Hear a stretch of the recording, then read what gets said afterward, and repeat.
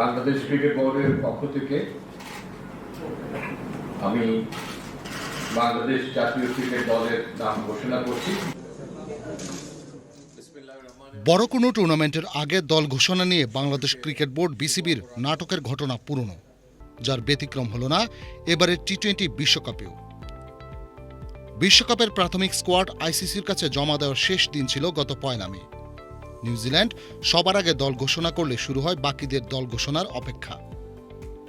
একে একে সবাই দল ঘোষণা করলেও বাকি ছিল শুধু বাংলাদেশ ও পাকিস্তান।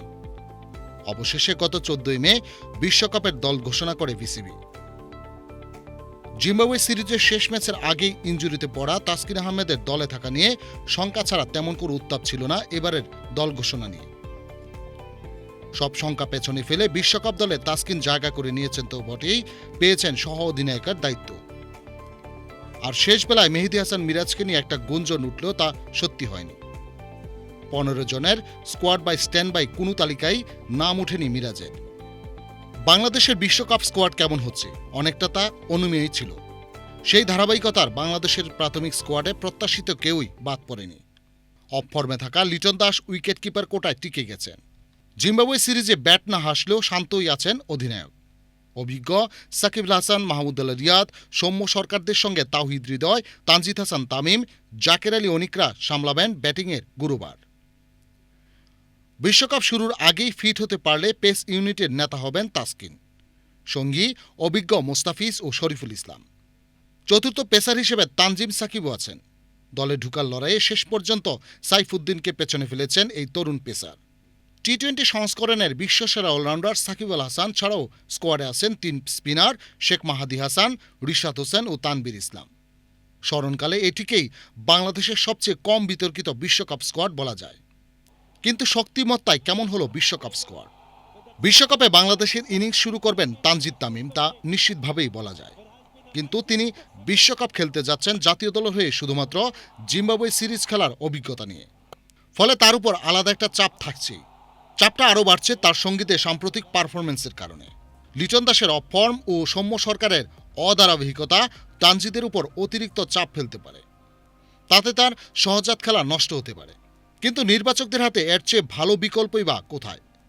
এছাড়া জিম্বাবুয়ে সিরিজে রান করতে ব্যর্থ হয়েছেন অধিনায়ক নাজমুল হোসেন শান্ত। প্রশ্ন উঠেছে তার স্ট্রাইক রেট নিয়েও। বিশ্বমঞ্চে তিনি ফর্মে না ফিরলে আরও বেশি ভুগবে টাইগাররা। মিডল অর্ডারে সাকিব আল হাসানের ফর্মও চিন্তার কারণ হতে পারে। বিপিএলে মিশ্র অভিজ্ঞতার পর জিম্বাবুয়ে সিরিজের শেষ 2 ম্যাচ দিয়ে আন্তর্জাতিক টি-20তে ফিরেন সাকিব। সময়মতো মোমেন্টাম খুঁজে না পেলে বিপদে পড়বে টাইগাররা। মিডল অর্ডারে অবশ্য তাওহিদ হৃদয়ের ফর্ম আশা দেখাচ্ছে বাংলাদেশকে। মাহমুদুল্লাহ রিয়াদও আছেন ফর্মে, জাকের আলী অনিকও দেখাচ্ছেন সম্ভাবনা। সেই হিসেবে মিডল অর্ডারকেই এই মুহূর্তে টাইগারদের সবচেয়ে নির্ভরতার জায়গা বলা চলে। বিশ্বকাপে বাংলাদেশ গেল 4 জন পেসার, 3 জন স্পেশালিস্ট স্পিনার নিয়ে। পেসারদের সেরা ফর্মে থাকা তাসকিন পড়েছেন চোটে। নির্ধারিত সময়ের মধ্যে তা সেরে ওঠা নিয়ে আছে সন্দেহ। শেষ পর্যন্ত যদি তিনি পুরোপুরি ফিট হয়ে উঠতে না পারেন তবে বড় ধাক্কা খাবে বাংলাদেশ। সেক্ষেত্রে অবশ্য স্ট্যান্ড বাই তালিকায় থাকা হাসান মাহমুদকে দলে নিতে পারে টাইগাররা।